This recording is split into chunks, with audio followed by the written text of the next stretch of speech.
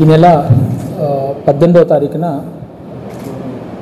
గౌరవ ఎక్స్సీఎం గారు Rentapalla village Sattenapalli rural మండల్కి ఈ కొర్లకుంట నాగమల్లేశ్వరరావు గారి విగ్రహావిష్కరణకు రావడం జరుగుతుందని చెప్పి నిన్న సాయంత్రం సుమారు 4 గంటల ప్రాంతంలో సత్తెనపల్లి నియోజకవర్గ వైఎస్ఆర్సీపీ నియోజకవర్గ ఇన్ఛార్జ్ అయినటువంటి గజ్జల సుధీర్ భార్గవరెడ్డి గారు మాకు ఒక రిక్విజిషన్ ఇవ్వడం జరిగింది. ఆ రిక్విజిషన్లో పూర్తి సమాచారం లేకపోవడం వల్ల మాకు కావాల్సినటువంటి పూర్తి సమాచారం ఇవ్వమని చెప్పి వారికి మళ్ళీ మేము కోరడం జరిగింది. దానికి సంబంధించినటువంటి డీటెయిల్స్ ఎందులో ఇవ్వాలనేటువంటి ఫామ్స్ కూడా వారికి ఇవ్వడం జరిగింది. కానీ ఇప్పటివరకు ఇంకా మాకు ఆ సమాచారం ఇవ్వలేదు. అందులో మేము అడిగిన వాటిలో ఎంతమంది వాళ్ళు ఇచ్చిన రిక్విజిషన్లో హ్యూజ్ క్రౌడ్ వస్తారని చెప్పి మెన్షన్ చేయడం జరిగింది. ఎంతమంది రావడానికి ఆస్కారం ఉంది, అక్కడ ఏ విధమైనటువంటి క్రౌడ్ ప్లానింగ్ చేస్తున్నారు, ఆ చుట్టూ ఉన్నటువంటి ఫీల్డ్స్ ఓపెన్ ఫీల్డ్స్ ఉన్నాయి కాబట్టి బ్యారికేడింగ్ అనేది ఏ విధంగా ఉంది, అట్లాగే ఈ 76 కిలోమీటర్ సుమారు తాడేపల్లి నుంచి ఈ ప్రపోజ్డ్ ప్లేస్కి ఉంది. పల్నాడులో సుమారు 19.5 కిలోమీటర్స్ ఆఫ్ స్ట్రెచ్ ఉంది.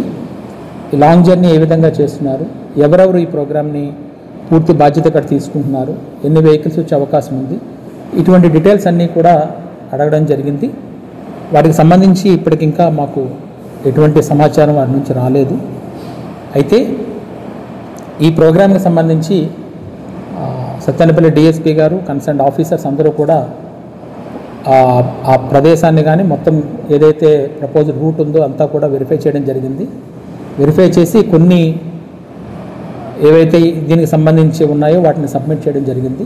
వాటిలో భాగంగా మొట్టమొదటిగా సుమారు ఒక 76 కిలోమీటర్లు బై రోడ్ వస్తున్నారు. ఈ వచ్చేటప్పుడు ఉన్నటువంటి కార్యకర్తలు కానీ మిగతా వాళ్ళు కానీ ఎంతమంది వస్తారనేటువంటిది పూర్తి సమాచారాన్ని అందించలేదు. రెంటపాల విలేజ్లో ఏదైతే మనకి క్రోసూరు టు అచ్చంపేట వెళ్ళే రోడ్డు దగ్గర నుంచి ఈ ప్రపోజ్డ్ ప్లేస్ ఉందో అక్కడికి సుమారు ఒక 500 నుంచి 600 మీటర్ల రోడ్డు ఉంది. చాలా నేరోగా ఉంది. దట్టు అది ఒక 10 ఫీట్ మించి లేదు. అక్కడికి ఇంత క్రౌడ్తో వెళ్ళడం కానీ మళ్ళీ తిరిగి సేమ్ కాన్వాయ్ని అదే రూట్లో తీసుకురావడం కానీ అక్కడ నుంచి ఎగ్జిట్ రూట్ కానీ ఏదైతే ఇప్పుడు స్టాచ్యూ ఉందో దానికి 3 వైపులా కూడా ఓపెన్ ఫీల్డ్స్ ఉన్నాయి. ఆ ఓపెన్ ఫీల్డ్స్ అన్నీ కూడా కంప్లీట్గా క్రౌడ్ రావడానికి అవకాశం ఉంది. అలాగే సుమారుగా ఒక 30,000 మందికి భోజనాలు ఆ ఎస్పీ సూపర్ మార్కెట్ దగ్గర ఏర్పాటు చేస్తున్నటువంటి సమాచారం కూడా మా దగ్గర ఉంది. సో అంతమంది క్రౌడ్ వస్తే ఈ ప్రోగ్రామ్ని ఆర్గనైజ్ చేయడం అనేటువంటిది చాలా ఇబ్బందితో కూడుకున్నది. అలాగే లా అండ్ ఆర్డర్ ఇష్యూస్ వచ్చే అవకాశం కూడా ఉందని భావించడం జరిగింది. ఇందులో ఆ నేరో రోడ్లో వెళ్తున్నప్పుడు ఇంత క్రౌడ్ ఎక్కువైనప్పుడు స్టాంపేడ్ జరిగేటువంటి అవకాశాలు ఎక్కువగా ఉంటాయనేది ఒకటి తెలియజేస్తున్నాము. ట్రాఫిక్ కంజెషన్స్ 76 కిలోమీటర్స్ అని వస్తున్నప్పుడు పర్టికులర్లీ 19.5 కిలోమీటర్స్ పల్నాడు డిస్టిక్లో ఈ స్ట్రెచ్లో వస్తున్నప్పుడు, అలాగే ఎవరైనా అదర్ గ్రూప్స్ వాళ్ళు ఏమైనా సంబంధిత యాజిటేషన్స్ కానీ ఏమైనా చేస్తున్నప్పుడు కానీ వీటన్నిటినీ పరిగణలోకి తీసుకుని ఇంతకుముందు కూడా దేశవ్యాప్తంగా కూడా కొన్ని స్టాంపేడ్ సిచ్యువేషన్స్ గమనించినప్పుడు పోలీస్ అడ్వైజరీస్ ఏవైతే ఉన్నాయో వాటిని పాటించకపోవడము, వీటన్నిటి పాటించకపోవడంలో జరుగుతున్న నష్టాలు కూడా చూసి ఏం తెలియజేస్తున్నామంటే మీ తాలూకా ప్రోగ్రామ్కి మేమైతే ఎటువంటి ఆటంకము లేదు, కానీ మేము ఇప్పుడు పేర్కొన్నటువంటి కండిషన్స్ ఏవైతే ఉన్నాయో దీనివల్ల వాళ్ళ రిక్వెస్ట్ని కన్సిడర్ చేయలేకపోతున్నాము. అయితే పాటించకపోవడంలో జరుగుతున్న నష్టాలు కూడా చూసి ఏం తెలియజేస్తున్నామంటే మీ తాలూకా ప్రోగ్రామ్కి మేమైతే ఎటువంటి ఆటంకము లేదు, కానీ మేము ఇప్పుడు పేర్కొన్నటువంటి కండిషన్స్ ఏవైతే ఉన్నాయో దీనివల్ల వాళ్ళ రిక్వెస్ట్ని కన్సిడర్ చేయలేకపోతున్నాము. అయితే ఇప్పుడున్నటువంటి ఆ రోడ్డులోకి కాన్వాయ్తో పాటుగా సెక్యూరిటీ కాన్వాయ్తో పాటుగా మరొక 3 వెహికల్స్ని ఒక 100 మందిని అలౌ చేయడానికి మాకు ఎటువంటి అభ్యంతరం లేదు. ఆ విధంగా అయితే చేయగలుగుతాము.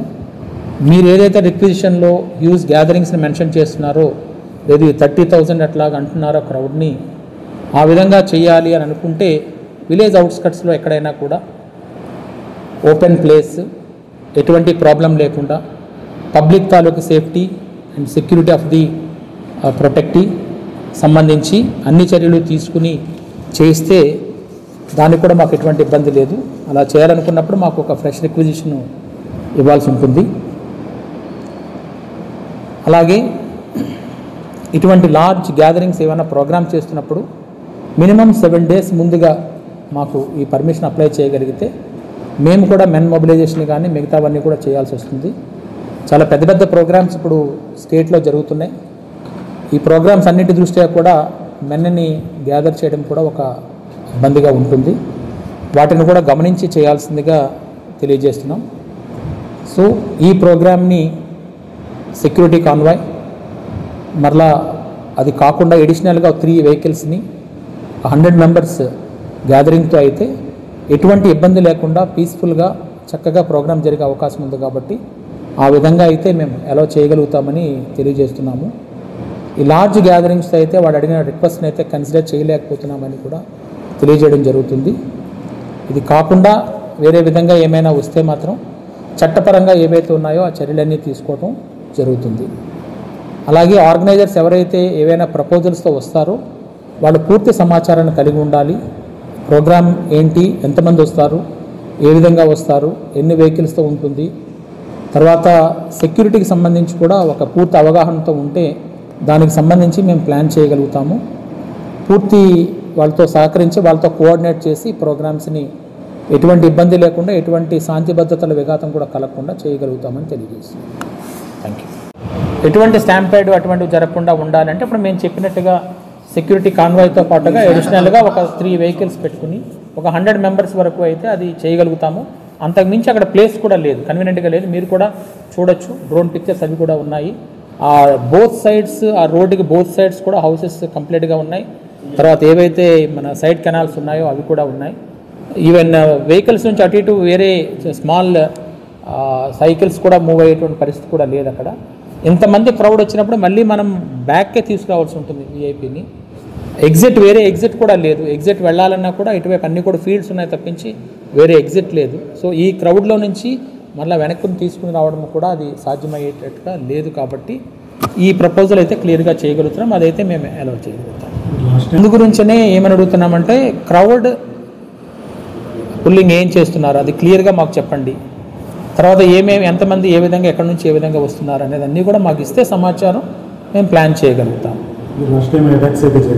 ఇవన్నీ దృష్టిలో పెట్టుకుని ఈరోజు ఈ విధంగా డెసిషన్ తీసుకుని చెప్పగలుగుతున్నాం. అంటే పూర్తిగా సెక్యూరిటీ రీజన్స్ అన్నీ కూడా చూసుకున్నాం కాబట్టి అది ఎంతవరకు ఫీజిబిలిటీ ఉంటుంది అక్కడ, ఆ ఫీజిబిలిటీ ఆధారంగా మాత్రమే మనం దీన్ని చేయగలుగుతున్నాం.